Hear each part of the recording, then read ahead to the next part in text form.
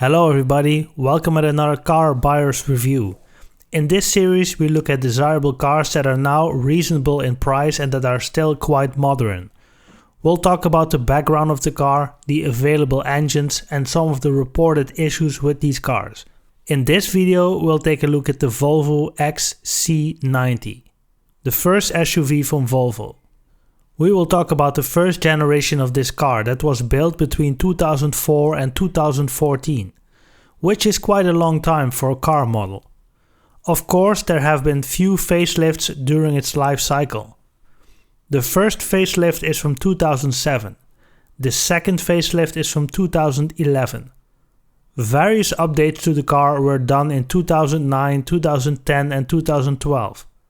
Like for example, for the model year 2009, the XC90 received a new rear logo, featuring larger lettering with wider spaces between the Volvo letters.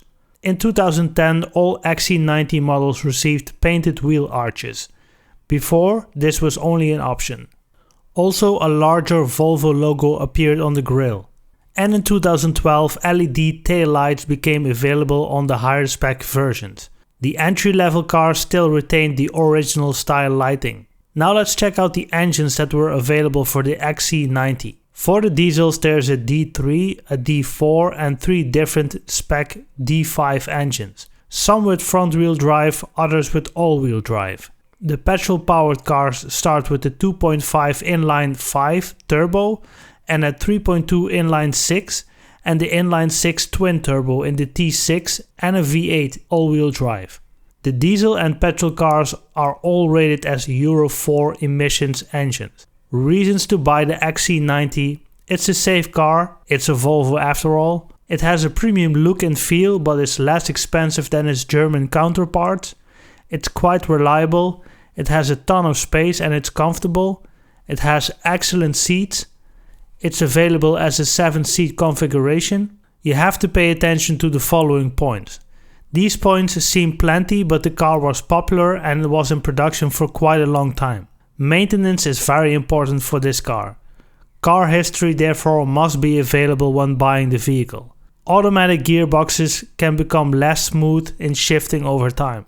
Flushing the gearbox will help to prevent serious damage.